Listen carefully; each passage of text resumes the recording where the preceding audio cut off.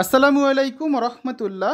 সুপ্রিয় শিক্ষার্থীবৃন্দ, mechanical engineering চ্যানেলের পক্ষ থেকে তোমাদের সকলকে জানাচ্ছি আন্তরিক শুভেচ্ছা। এই ভিডিওটা তৈরি করছি ষষ্ঠ থেকে নবম শ্রেণীর প্রত্যেকটি শিক্ষার্থীদের জন্য। তোমাদের বার্ষিক মূল্যায়ন পরীক্ষা অনুষ্ঠিত হতে যাচ্ছে। এই সম্পর্কিত যে নির্দেশনাটা দেওয়া হয়েছিল সেটা আরেকবার ভালো করে লক্ষ্য করো। 2024 শিক্ষাবর্ষের শিক্ষণকালীন মূল্যায়ন এবং বার্ষিক পরীক্ষা গ্রহণ সংক্রান্ত নির্দেশনা।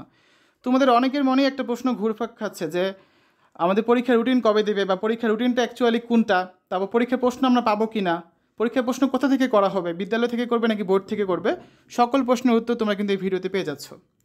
এখানে কি বলা আছে দেখো, শিক্ষা মন্ত্রণালয়ের নির্দেশনা অনুযায়ী জাতীয় শিক্ষাক্রম ও পাঠ্যপুস্তক বোর্ড কর্তৃক 2024 শিক্ষাবর্ষের ষষ্ঠ, সপ্তম, অষ্টম এবং নবম শ্রেণীর শিক্ষণকালীন মূল্যায়ন ও বার্ষিক পরীক্ষার জন্য সংক্ষিপ্ত পাঠ্যসূচি প্রণয়ন, প্রশ্নের ধারা ও মানবন্টন সংশোধন এবং পরিমার্জন করা হয়েছে। সাধারণ মাদ্রাসা ও কারিগরি শিক্ষাধারার মাধ্যমিক স্তরে সকল শিক্ষা প্রতিষ্ঠানে 2024 শিক্ষাবর্ষের ষষ্ঠ থেকে নবম শ্রেণীর শিক্ষণকালীন এবং বার্ষিক পরীক্ষা পরিমার্জিত মূল্যায়ন নির্দেশনার আলোকে অনুষ্ঠিত হবে। ঠিক আছে? তো শিক্ষণকালীন মূল্যায়ন এবং বার্ষিক পরীক্ষা পরিচালনার সাধারণ নির্দেশনাগুলো লক্ষ্য করো। তোমাদের সকল প্রশ্নের উত্তর তোমরা এখানেই পেয়ে যাচ্ছ। 1 নম্বরে কি বলা আছে, 2024 শিক্ষাবর্ষের ষষ্ঠ, সপ্তম, অষ্টম এবং নবম শ্রেণীর শিক্ষণকালীন মূল্যায়ন এবং বার্ষিক পরীক্ষা জাতীয় শিক্ষাক্রম 2022-এর আলোকে প্রণীত পাঠ্যপুস্তকের বিষয়বস্তুর ভিত্তিতে সম্পন্ন হবে। অর্থাৎ তোমরা যে বইটা পড়ছো সেখান থেকে যে তোমাদের পরীক্ষা হবে তোমাদের সব ইতিমধ্যেই অবগত আছো। 2 নম্বরে কি বলা আছে যে মূল্যায়ন কার্যক্রম শিক্ষণকালীন মূল্যায়ন এবং বার্ষিক পরীক্ষা দুটি ভাগে অনুষ্ঠিত হবে, এটাও তোমরা জানো। 3 নম্বর জিনিসটা লক্ষ্য করো, তোমাদের মেইন যে প্রশ্নটা ছিল তার উত্তরটা তোমরা এখানে পেয়ে যাচ্ছ। ঠিক আছে? সংশ্লিষ্ট শিক্ষা প্রতিষ্ঠানসমূহ নিজস্ব তত্ত্বাবধানে শিক্ষকগণের দ্বারা শিক্ষণকালীন মূল্যায়ন কার্যক্রম পরিচালনা এবং প্রদত্ত প্রশ্নপত্রের নমুনা অনুসরণ করে বার্ষিক পরীক্ষার প্রশ্নপত্র প্রণয়ন করবেন। কি বলা আছে লক্ষ্য করেছো কথাটা? এখানে কি বলা আছে যে বার্ষিক পরীক্ষার প্রশ্নপত্র প্রণয়ন করবেন কারা? তোমাদের সংশ্লিষ্ট শিক্ষা প্রতিষ্ঠানের শিক্ষকগণ, অর্থাৎ তোমাদের যে বিষয় শিক্ষক রয়েছেন তারাই কিন্তু তোমাদের বার্ষিক পরীক্ষার প্রশ্ন তৈরি করবেন, তোমাদের যে নমুনা প্রশ্নপত্র দেওয়া হয়েছে সেটা অনুসরণ করে। ক্লিয়ার? তবে কোনো ক্রমেই নমুনা প্রশ্নপত্র হুবহু ব্যবহার করা যাবে না। তোমরা দেখবে যে আমাদের চ্যানেলে ষষ্ঠ থেকে নবম শ্রেণীর জন্য আলাদা আলাদা করে কিন্তু প্লেলিস্ট তৈরি করা আছে, যেখানে প্রত্যেকটা নমুনা প্রশ্নপত্রের অ্যান্সার দেওয়া আছে। এর মানে এই না যে তোমাদের হুবহু ওই প্রশ্নটাই পরীক্ষায় আসবে। ওই প্রশ্নটা থেকে কিছু প্রশ্ন দিতে পারে, তবে ওই প্রশ্নের ধরন অনুযায়ী পরীক্ষার প্রশ্ন করা হবে এবং সেই ধরন অনুযায়ী আমরা বেশ কিছু সাজেশন তোমাদের দিয়েছি, সেগুলো তোমরা সেখানে পেয়ে যাবে। তাছাড়া আমি কমেন্টে লিঙ্ক দিয়ে দেবো, সেখান থেকেও চাইলে তোমরা কিন্তু প্লেলিস্ট থেকে ভিডিওগুলো দেখে নিতে পারবে। ঠিক আছে?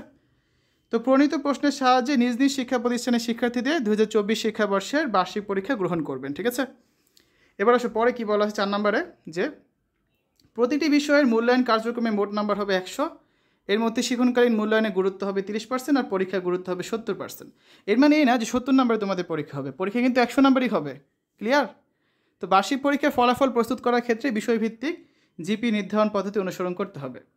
শিক্ষণকালীন মূল্যায়নের নির্দেশনা দেওয়া হয়েছে, তোমরা এগুলো এখান থেকে দেখে নেবে। তারপর দেখো বার্ষিক মূল্যায়নের নির্দেশনা কি বলা আছে, যে বার্ষিক পরীক্ষার সংক্ষিপ্ত পাঠ্যসূচি অনুযায়ী প্রতিটা বিষয় 100 নম্বরের লিখিত পরীক্ষা হবে। ক্লিয়ার করে এখানে বলা আছে। আর প্রতিটা পরীক্ষার সময় হবে কতক্ষণ? 3 ঘন্টা করে। লিখিত পরীক্ষার প্রশ্নপত্র প্রণয়নের নির্দেশিকা, প্রশ্নের কাঠামো, মানবন্টন, বিষয়ভিত্তিক নির্দেশনা সব বিস্তারিত দেওয়া আছে।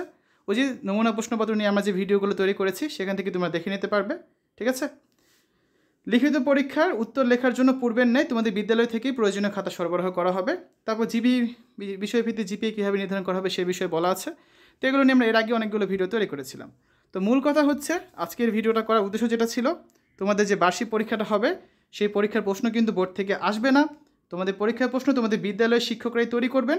এবং আমরা যে কাজটা করেছি, বিভিন্ন গাইড, বিভিন্ন ইন্টারনেটের সোর্সের সহায়তা নিয়ে আমরা কিছু সাজেশন তৈরি করেছি।